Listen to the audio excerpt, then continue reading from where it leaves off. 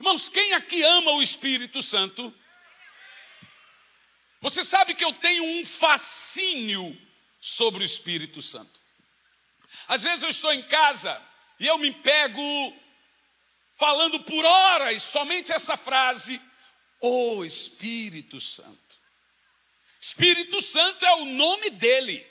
E o Espírito Santo possui vários títulos e nomes. Você tem que imaginar que Jesus tem seus atributos, o Pai tem seus atributos e o Espírito Santo tem seus atributos, que de acordo com Apocalipse 4 são chamados de os 7 Espíritos de Deus. Ele é conhecido como Espírito de Deus, Espírito do Senhor, Espírito de Cristo, Espírito Santo, o Espírito. O Espírito Santo está no Velho Testamento em 139 vezes e no Novo Testamento em 182 vezes.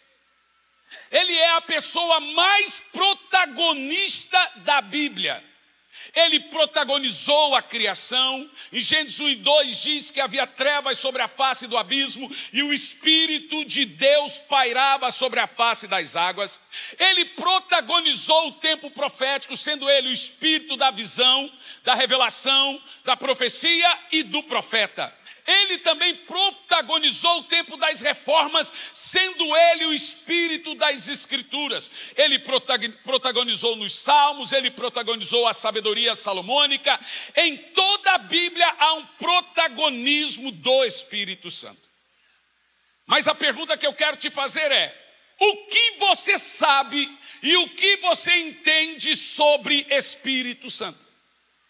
Para nós falarmos de Espírito Santo, é inevitável que a gente não fale, pelo menos um pouquinho, de uma parte mais chata sobre história ou teologia.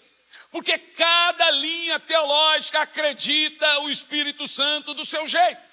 E sobre teologia, nós temos 3 linhas teológicas. Você tem a teologia católica, você tem a teologia tradicional, isso é reformada, e você tem a teologia pentecostal, isso é continuista. Continuista, pois o termo se dá porque nós cremos que aquilo que aconteceu em Atos 2 continua até hoje, por isso a gente recebe o termo continuista. Como os católicos acreditam ser o Espírito Santo? Via catequese, a Igreja Católica acredita assim: assim como Jesus é a encarnação de Deus, o Espírito Santo encarnou em Maria. Vou repetir: Jesus é a encarnação de Deus e Maria é a encarnação do Espírito Santo. Eles acreditam nesse fato, por isso que é dado a Maria alguns termos que são do Espírito Santo, como intimidade, como intercessão, como interceder, parceria, amor, cuidado, ciúmes. E é dado a Maria esses termos porque eles acreditam que o Espírito Santo encarnou em Maria. Meu papel aqui nessa noite não é provar a você que eles estão errados. Acho que não tem necessidade de fazer isso.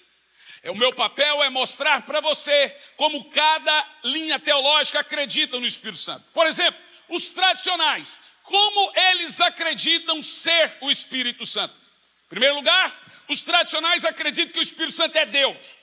Ele é co-herdeiro, ele é coparticipante, ele é coexistente, ele nunca foi gerado, ele é existente de si mesmo.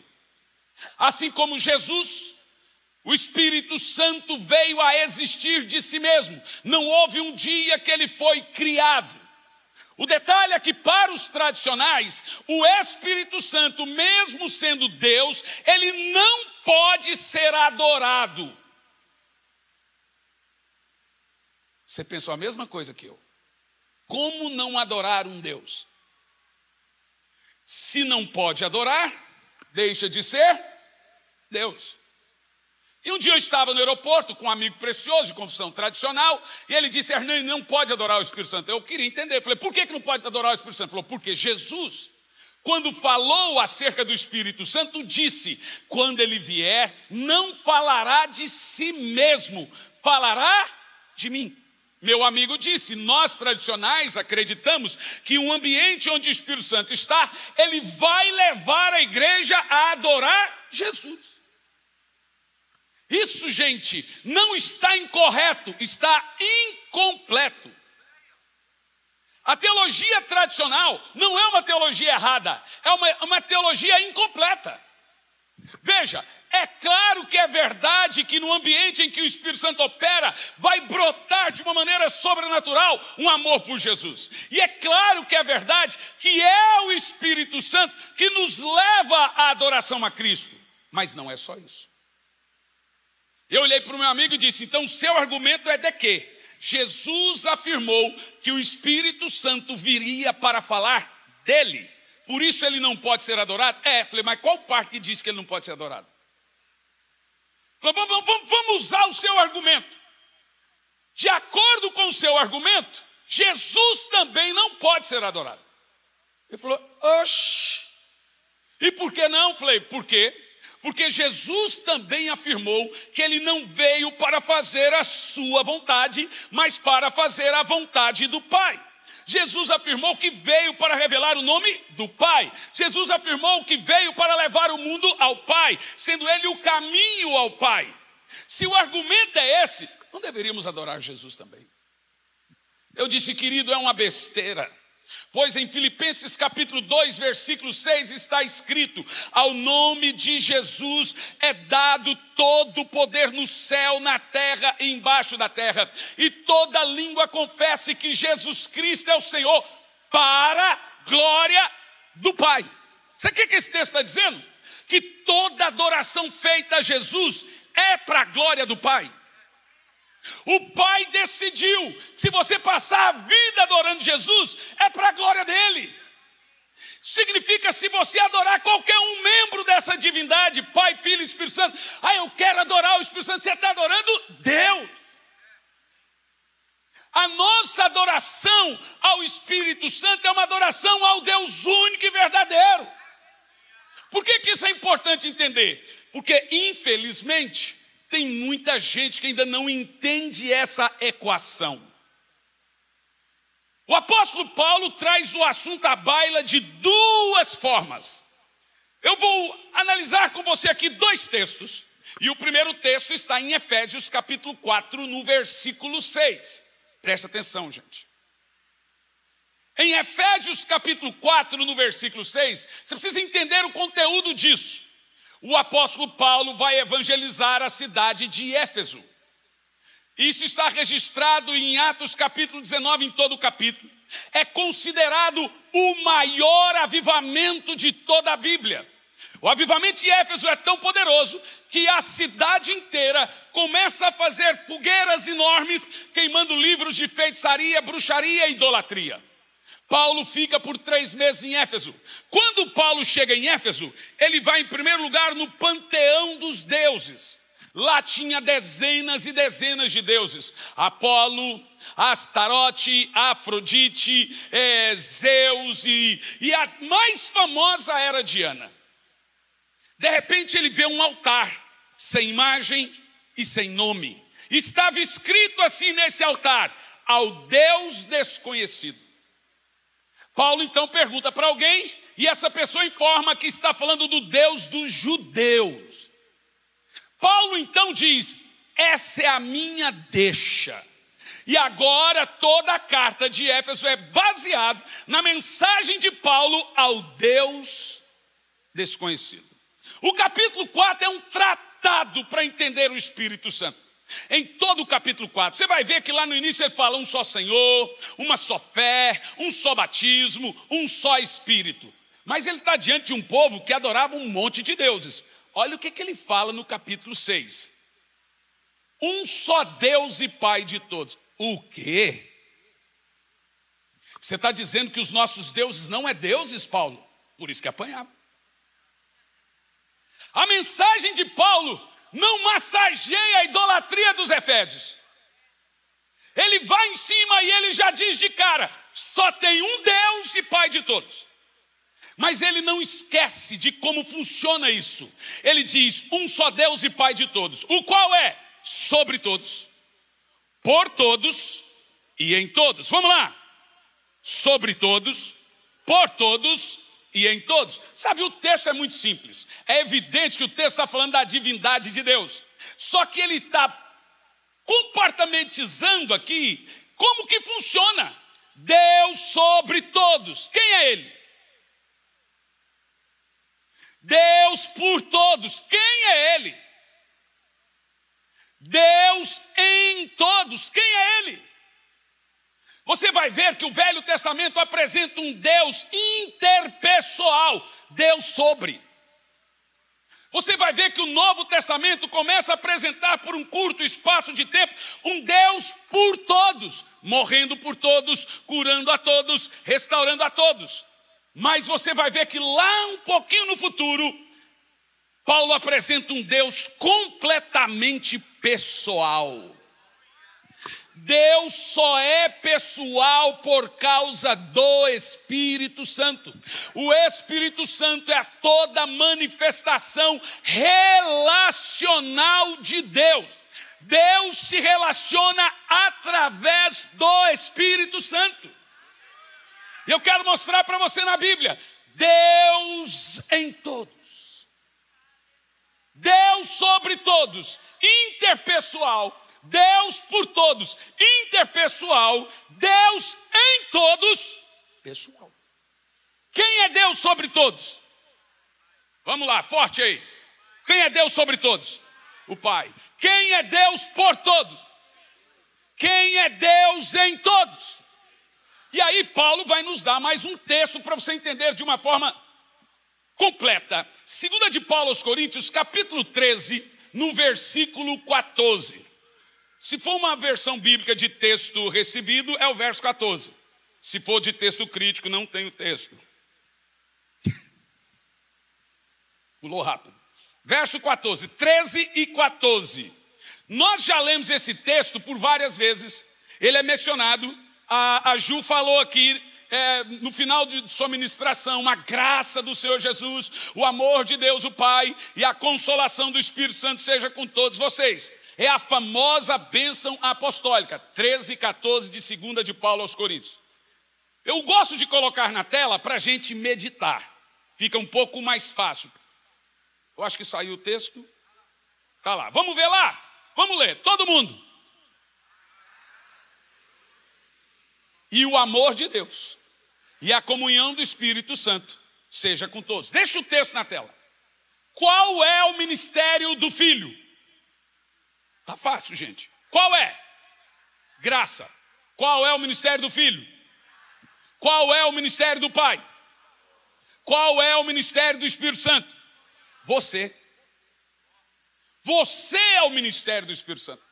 Está sobre os cuidados dele a minha pessoa.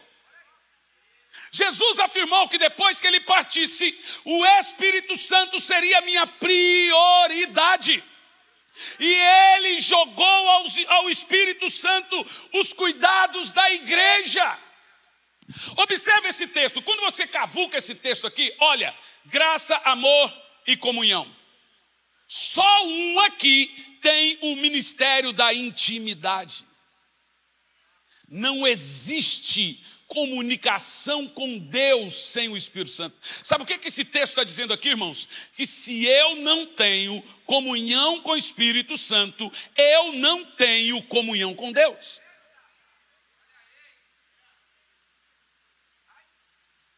Vou repetir. A minha comunhão com Deus nasce de uma profunda comunhão com o Espírito Santo. Se eu não tenho comunhão com o Espírito Santo, literalmente eu não tenho comunhão com Deus. A palavra comunhão é a palavra koinonia do grego, que quer dizer comunhão, a primeira, parceria e intimidade. A intimidade espiritual, isto é, que a Bíblia também acostumou de chamar de fervor espiritual, ela só existe a partir da minha amizade, comunhão e interação com o Espírito Santo. O grande problema nosso, grave, é que nós queremos uma profunda comunhão com o Espírito Santo, um nível de unção com o Espírito Santo, mas ainda queremos manter alguns pecados. E não dá para você ter a unção que você almeja com o pecado que você tolera.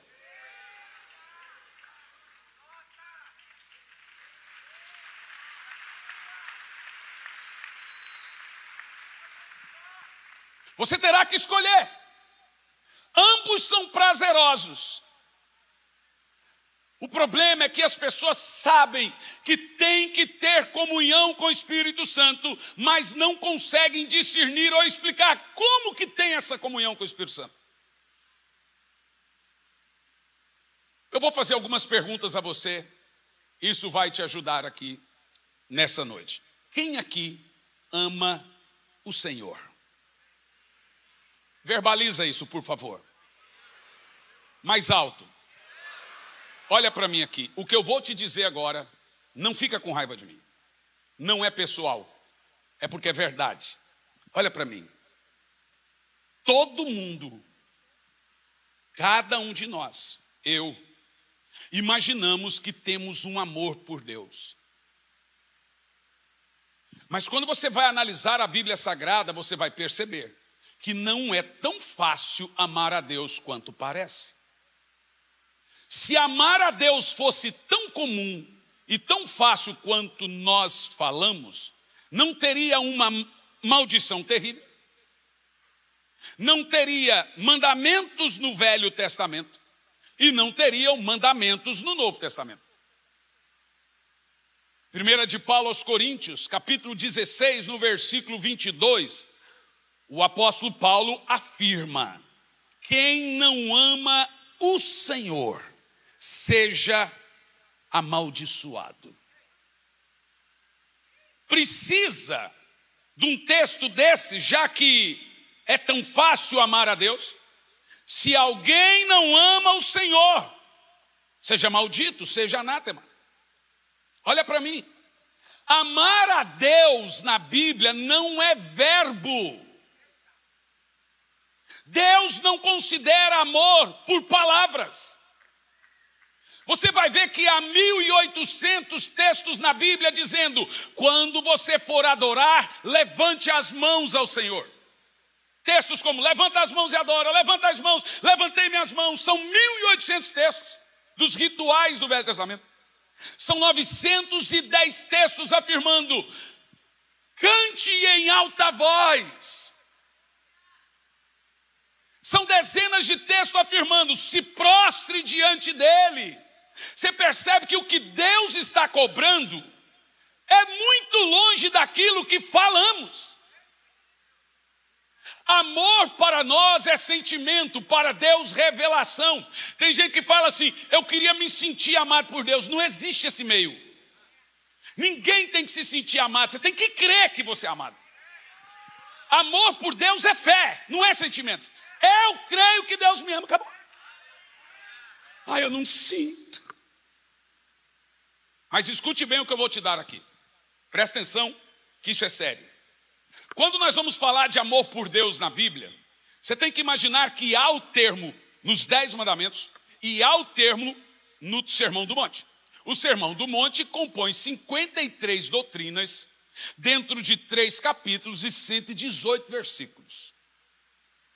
Dentro das 53 doutrinas tem uma que Jesus diz assim, amarás o Senhor teu Deus com toda a sua força e ao teu próximo como a ti mesmo. O que a igreja moderna faz? Deus aboliu o Velho Testamento. Deus aboliu os 10 mandamentos e disse que agora a lei é só essa, amar a Deus e ao próximo. Você está equivocado. Olha a fala de Paulo e de Jesus. A lei se resume a, não aboliu, diz que está resumida. E aí como que você entende a questão de resumir o amor de Deus? Vou te explicar. Quando você vai nos 10 mandamentos, você vai perceber que os 10 mandamentos eles são confeccionados de 2 maneiras: vertical, horizontal. 4 mandamentos são verticais, 6 mandamentos são horizontais. 4 mandamentos falam da minha relação com Deus, 6 mandamentos da minha relação com o próximo. Quando Jesus fala que amar a Deus e ao próximo é resumo dos 10, é isso que ele está dizendo. Eu vou te explicar. O primeiro mandamento dos 10 Não faça para ti imagem de escultura. Amar a Deus de todo o coração. Não faça, não adore outros deuses além de mim. Amar a Deus de todo o coração. Não fale o nome do Senhor teu Deus em vão. Amar a Deus de todo o coração. Guarda o dia do Senhor. Amar a Deus de todo o coração. Percebeu que até aqui os mandamentos só estão ligados a você e Deus. Agora, os 6 é o próximo como a ti mesmo. Não matarás. Não furtarás. Não dirás falso testemunho. Honra teu pai e a tua mãe. Não torcerás pro Flamengo. Ah, não tá não? Ah, desculpa, irmão, foi mal. Isso era só um quebra-gelo. Lá em São Paulo, quando você fala não torcerá pro Corinthians, dá pau, hein? Vocês foram mais pacíficos aqui. Mas olha, e por último, não cobiçarás. Os 6 mandamentos resumidos é o quê? Amar o próximo como a ti mesmo. Em nenhum momento os mandamentos foram tirados. Eles são explicados de 2 formas. Agora, isso é tão poderoso, que para amar a Deus tem que cumprir quantos mandamentos? 4 mandamentos. Amar a Deus é fácil, a ponto de necessitar mandamentos e ter como gravante uma maldição, gente? Você quer ver uma coisa mais grave? Em João 13, Jesus está tomando a ceia com os discípulos. De repente, Jesus dá uma parada, olha para todo mundo e diz assim, ó: um de vocês vai me trair. Aí os discípulos começam a ladainha: sou eu, Senhor. Sou eu, Senhor. Sou eu, Senhor. Irmão, eu não consigo entender isso. Se a minha esposa falar, eu tive um sonho que alguém estava me traindo, e eu olho para ela e falo, sou eu perco todos dentro da boca. Ora, você não sabe se vai me trair ou não, você não tem certeza do amor que tem por mim. Mas levantou um com o peitinho de pombo. Senhor, por ti darei a minha vida. Quem foi? Eu até acredito que Pedro esperava isso. Porque no Getsemane Pedro arranca a espada. Então ele contava que ele iria morrer por Jesus. Mas alguma coisa no meio do caminho aconteceu que fez Pedro esfriar, perder o fervor desse amor. O que aconteceu? Bom, a Bíblia fala em alguns pedaços que Pedro foi seguindo Jesus de longe. Jesus carregando a cruz e, presta atenção, em um vitupério vergonhoso. Você sabe o que significa isso? Sem roupa nenhuma. Ele está vendo o seu mestre que antes afirmou que era Deus. Ele está vendo o seu mestre que fez milagres, que andou sobre as águas, apanhando, sendo chutado, cuspido, é completamente nu. De alguma forma, Pedro foi esfriando desse amor. Sabe, irmãos, muitas coisas acontecem para que a gente esfrie do fervor espiritual. E a gente não percebe que a gente vai perdendo o fulgor, perdendo o fervor, que a Bíblia chama de fervor espiritual, que a Bíblia chama de primeiro amor e que a Bíblia chama de amor pelo Senhor. É a mesma coisa. A gente vai passando a orar menos, a gente vai abandonando a Bíblia, a gente vai perdendo o fulgor, vai perdendo a graça cultual, a graça de reuniões públicas. Isso é falta de fervor espiritual. E Pedro foi perdendo esse fervor, e aquela aparência de Jesus esfriou ele, chegando ao ponto de até mesmo ali naquele mesmo momento negar o seu Senhor. Os irmãos têm que se lembrar que Pedro fez uma promessa para Jesus na ceia. Ele disse, eu dou minha vida por você. Ele prometeu que entregaria um amor a ponto de morrer. Um amor sacrificial. E Deus não aceita de seus servos um amor menor que esse. Quando Jesus fala de amor, ele fala, quem não deixar pai e mãe por amor de mim não é digno. vocês serão mortos, vocês vão perder tudo. Tem uma música aí cantando, perdendo tudo por amor a Jesus. Pois perde, irmão. Perde sim, eu perdi amigos. Vira e mexe, eu perco gente importante. Você perde por amor a Jesus. E quem não estiver pronto para perder alguma coisa pela sua fé, não ganha. É isso que Paulo está nos ensinando. A gente perde sim. Tem gente aí que perdeu relacionamento familiar porque se converteu. Perde muito, mas perde com prazer, perde com alegria, porque está servindo aquele que é digno de tudo. Mas Jesus morre e ressuscita em João 15. Quando ele ressuscita, atrás de quem ele vai? Quando ele olha de longe, é Pedro. Pedro está lá na bodega, jogando tigrinho, fazendo um monte de besteira. Jesus grita: Pedro! Tem gente que pensa que Jesus foi atrás de Pedro para restaurar Pedro.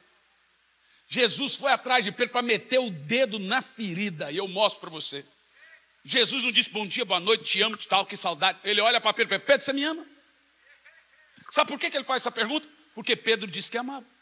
Ele prometeu, Jesus foi cobrar a dívida. Mas Jesus não usa eu te amo. Na nossa língua, amor é múltiplo. A gente ama cachorro, a gente ama casa, a gente ama tudo. O cara vai para o motel e fala que foi fazer amor. Mas na Bíblia não. Na Bíblia amor é amor. Quando Jesus vai a Pedro, ele usa o seguinte termo: Pedro, agape-me. Ágape é amor sacrificial. Ágape-me é: você sacrificaria por mim? Jesus pergunta: você prometeu que morreria por mim. Morre ainda. Ágape-me. Pedro não responde. A resposta de Pedro deveria ser agapau. Sim, Senhor, eu te amo a ponto de morrer. Mas Pedro não fala isso mais. Ele sabia que ele falhou. Então ele olha para Jesus e diz: Senhor, fileus-me. Fileus-me é eu gosto. Jesus não perguntou isso. Na segunda vez, Jesus insiste: Pedro, agape-me. Pedro não falou agapau. Ele falou de novo: Senhor, um filezinho, só um filezinho. Na terceira vez, Jesus muda a pergunta e ele usa o termo: Pedro, tá bom, fileus-me. Eu aceito você gostar de mim. Sabe o que diz o texto? Que Pedro percebe que não amava ao Senhor e sai triste. Se o cara que andou com Jesus, que Jesus pegou a chave e disse: está aqui a chave, você vai ser o pastor da igreja, eu confio em você, Pedro, apacenta o meu povo. Jesus deixou uma coisa nesse texto absurdo. Primeiro, você não pastoreia igreja amando igreja. Não é amor pela igreja que mantém você no púlpito. Ele disse: se você me ama, apacenta meu povo. É amor por Jesus que mantém você no púlpito.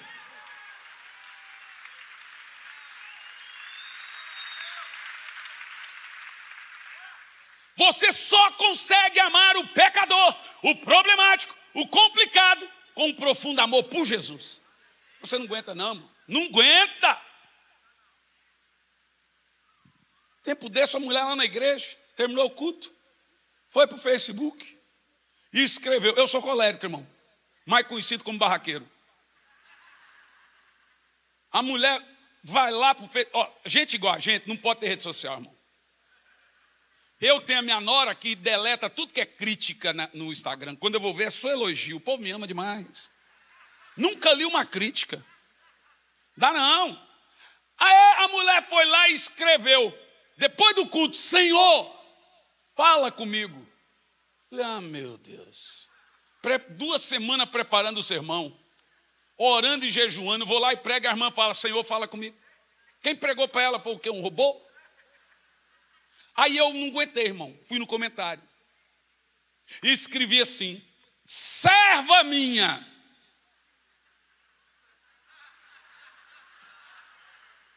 eu não tenho Facebook. vai orar. Assinado o Senhor. A irmã veio com um comentário assim embaixo do meu, daquela cara de nervosa. Eu fui embaixo do comentário dela com a cara de doido assim.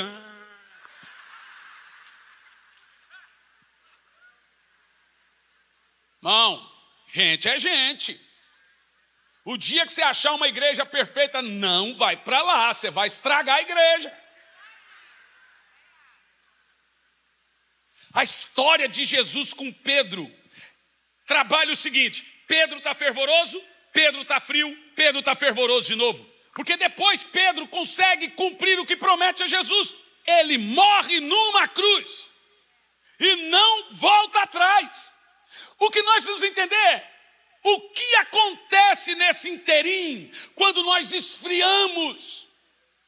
Perde vontade de culto. Olha para a Bíblia e fala que linda, mas não consegue abrir. Olha para o seu quartinho de oração, ele já está cheirando mofo, você não visita mais. E o coração vai esfriando. Uma coisa você precisa entender: coração de pedra não pega fogo.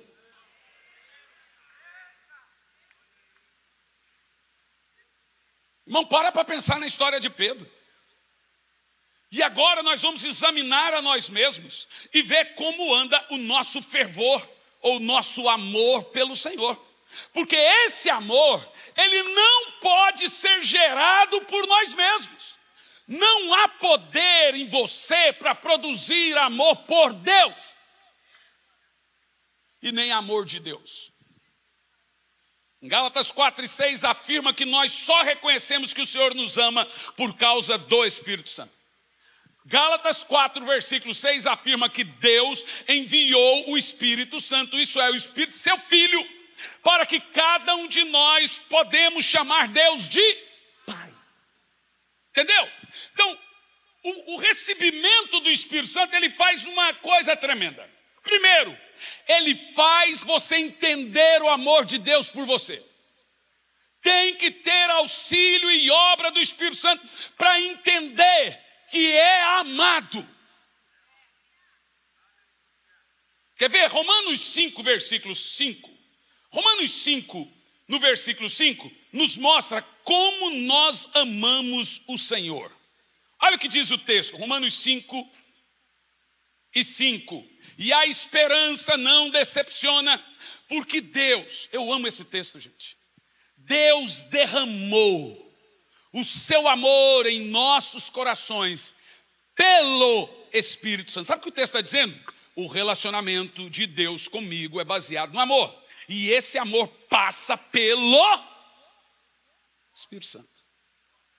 Você não entende que Deus te ama e você não consegue amar a Deus sem relacionamento com o Espírito Santo. Sabe o que aconteceu? Lá no batismo, viu o céu aberto, o Espírito Santo desce como uma pomba e vem uma voz logo em seguida dizendo: este é meu filho amado. Você percebeu? Quem fez o povo ouvir a voz e ver, diz o texto, ver o Espírito Santo, é que eles entenderam que a partir do momento que o Espírito Santo é derramado, duas coisas acontecem. Eu entendo o amor de Deus por mim e eu começo a amar a Deus profundamente. Mas para que essas coisas aconteçam, você precisa sempre acionar o Espírito Santo. Aqui está a resposta porque tantos irmãos esfriam. É muito triste, mas vou partir para o final agora. Tá bom, mais uma hora. Escute bem.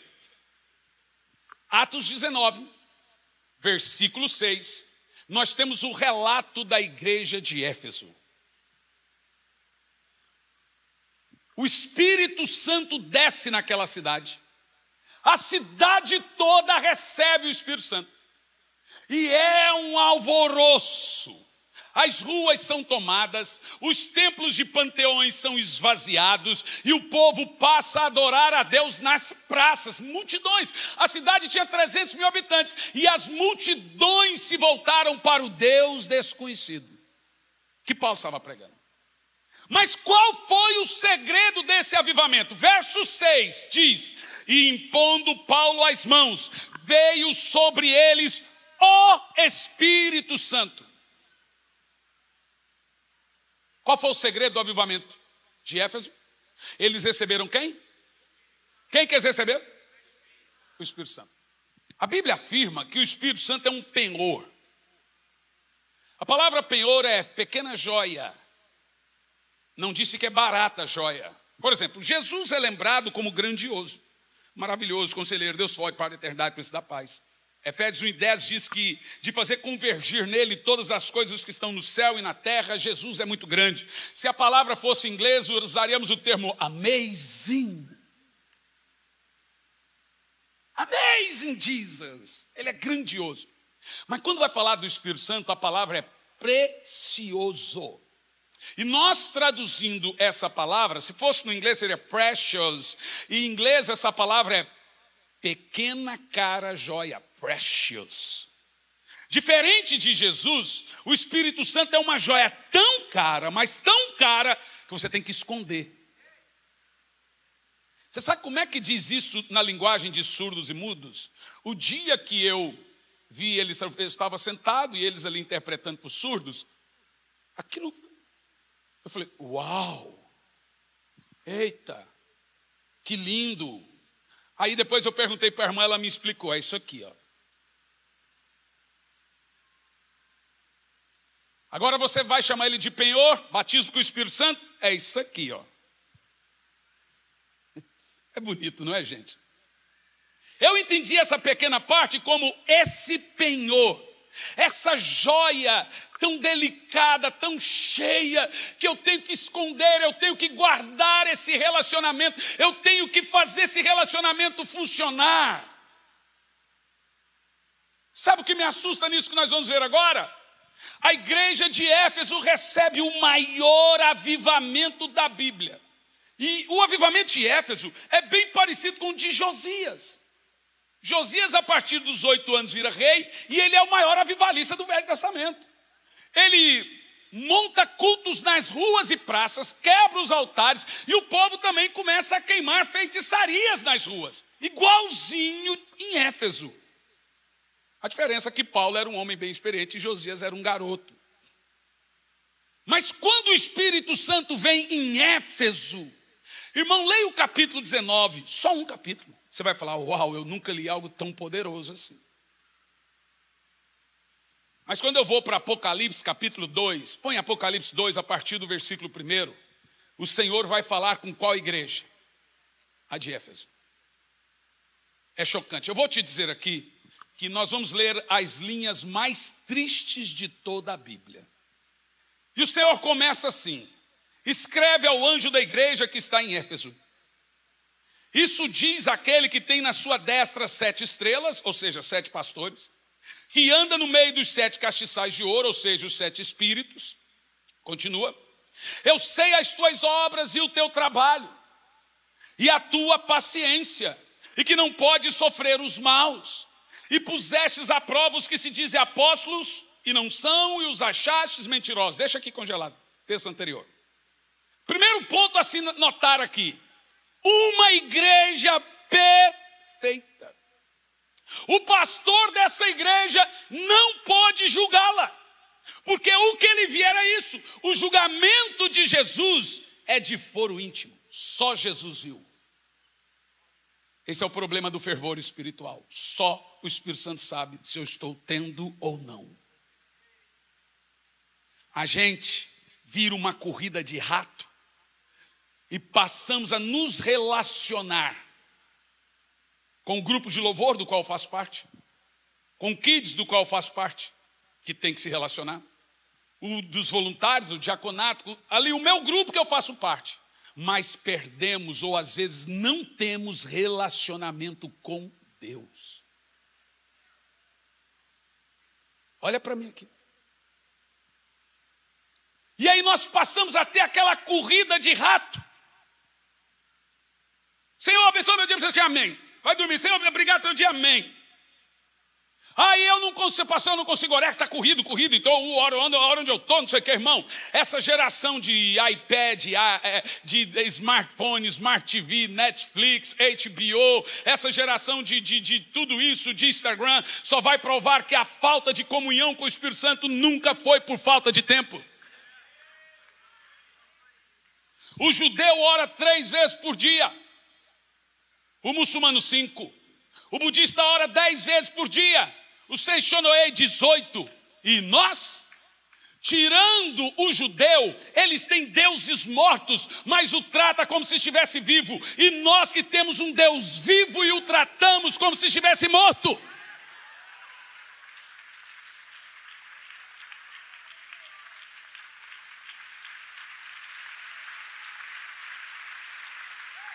Eu vou te falar uma coisa, se você vai por águas rasas, você vai aonde você quer. Mas se você vai por águas profundas, é o rio que te leva. Nós vamos voltar a ser guiados pelo Espírito. Ele vai voltar a nos acordar nas madrugadas. Nós vamos voltar a ter visões. Nós vamos voltar a ouvir voz de revelação e de visão. Nossos filhos serão batizados com o Espírito Santo enquanto estiverem dormindo. Um novo mover de fervor espiritual está vindo sobre essa nação. Tem alguém aqui comigo? Uou! Agora escuta.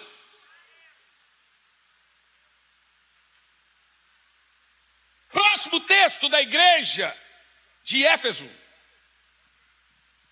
Pode ir. Sofrestes e tens paciência, e trabalhastes pelo meu nome e não tem cansado. Olha para mim. Essa igreja é perfeita socialmente, perfeita doutrinariamente, perfeita moralmente. Você percebeu que é a única igreja que o Senhor não trata pecado moral? Você congregaria nessa igreja por anos e não teria vontade de ir embora. Sabe o que me prova aqui? Que você pode estar com Deus em doutrina e com o diabo em conduta. Você pode ter Deus na mente e o diabo no coração, Deus no entendimento e o diabo na ética. Porque essa igreja aqui, pode olhar e é perfeita. Essa igreja viveu o maior avivamento da Bíblia. Olha o que acontece no próximo texto. Tenho, porém, contra ti o fato que deixastes o teu primeiro amor. Eu vou pedir que o irmão coloque a versão da NVI para mim. Isso se chama dinamismo. E lá tem um texto um pouquinho mais forte. Na NVI, esse texto. Sabe o que eu fico chocado? Leia em voz alta, vai lá.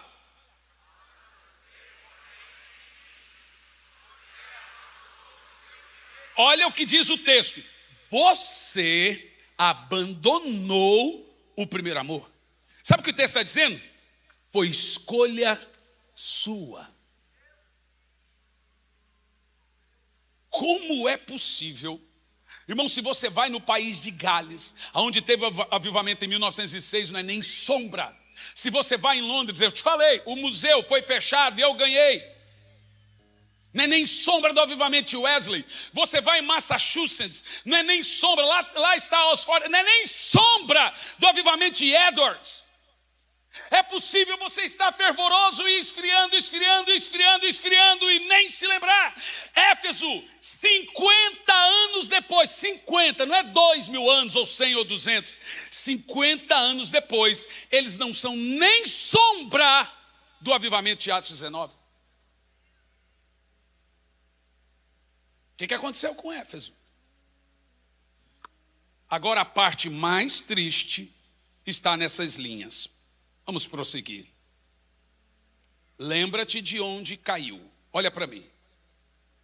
Frieza espiritual é chamado na Bíblia de dura queda.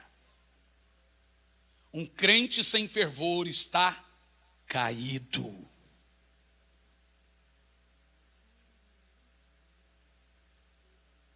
E tem mais. Lembra de onde caiu e arrependa-se. A menina perguntou para Luciano Subirá. Luciano Subirá, ele é amoroso, esse amor de mula. Eu também tenho esse amor, irmão. Os irmãos vêm me abraçar, eu fico assim de longe. Eu sou da roça, irmão. Eu falo roceirês. Amo ser da roça. A menina falou, pastor Luciano, ora por mim. Eu estou em crise. Luciano, todo amoroso, olhou e disse, o que é que você tem, irmã? Eu perdi o primeiro amor. A gente fala como que se a gente perdesse, fosse uma coisa assim impensável. Nem percebi. A Bíblia diz que a gente abandona ele. Não é uma coisa tolerável. A ideia é, jogou fora o primeiro amor. Jogou fora o fervor espiritual. Eu sei que tem uns irmãos aí já enxugando as lágrimas. De onde tem essa vem mais pesado. Aguenta um pouquinho mais. E ele diz assim, arrependa-te, porque frieza espiritual é pecado. O contrário de frieza espiritual é fervor. É pecado grave. Por isso que Jesus trata com essa igreja pior do que as outras. Sabe o que a Bíblia está dizendo? Eu prefiro lidar com uma prostituta do que com um crente desviado. Mas por quê? Porque o camarada conhece o caminho das pedras.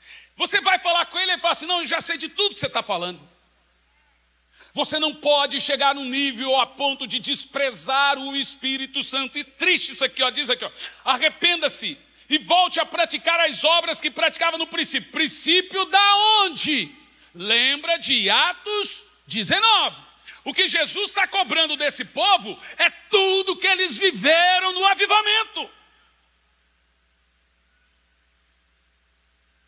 Agora a parte doída. Se não se arrepender, virei.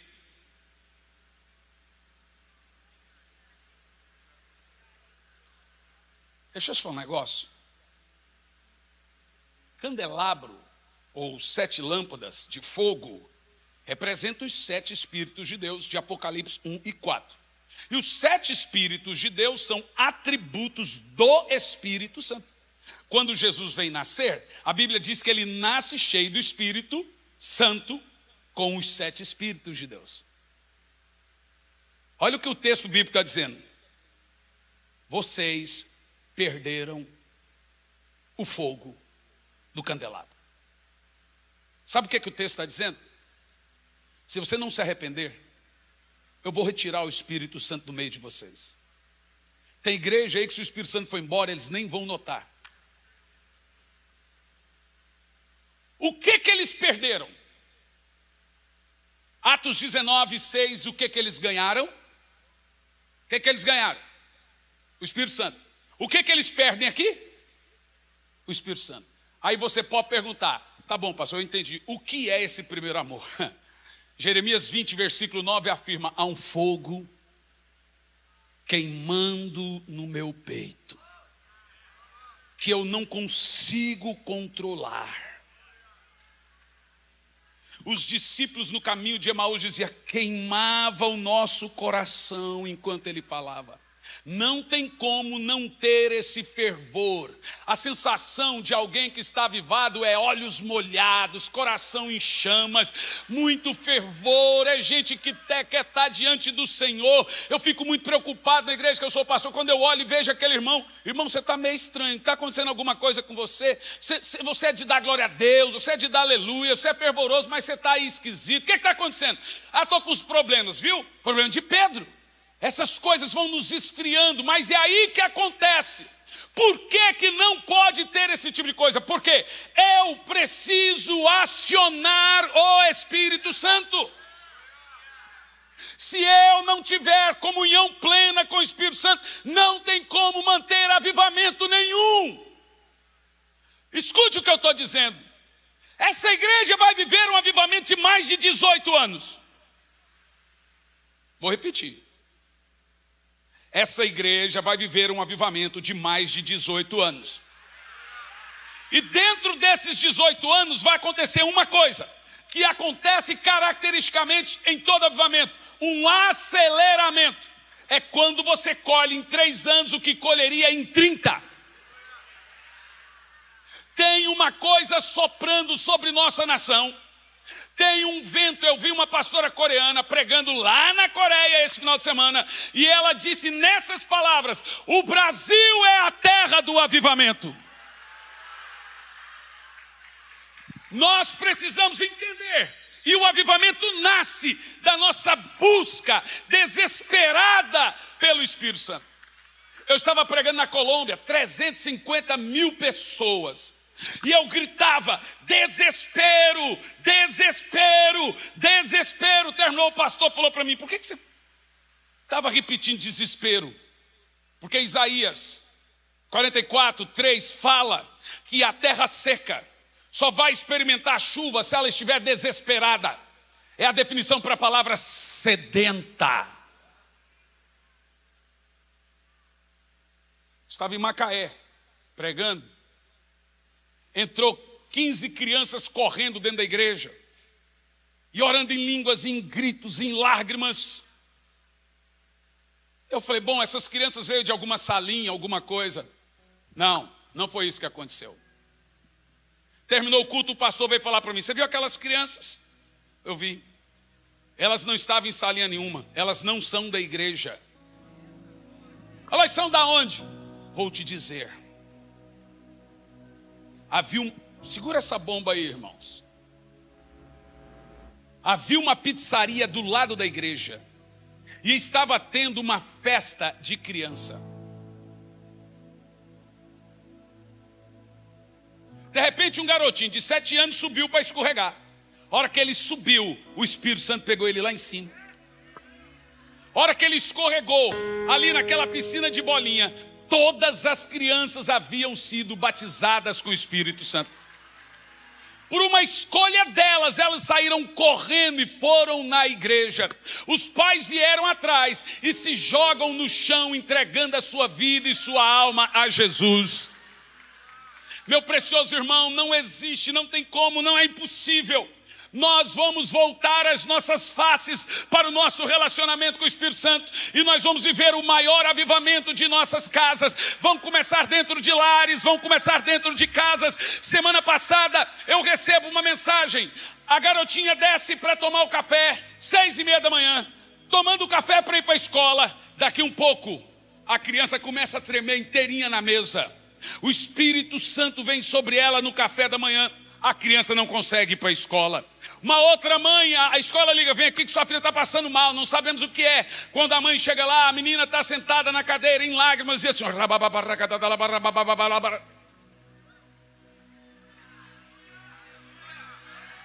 oh, escute bem o que eu vou te dizer.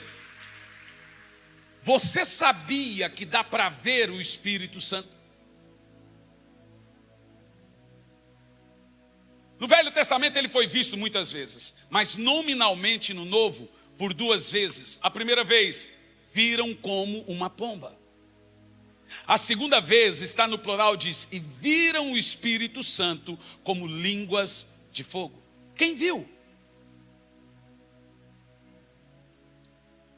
Eu consigo ver uma nuvem do Espírito aqui nesse lugar. Ore em línguas por alguns minutos.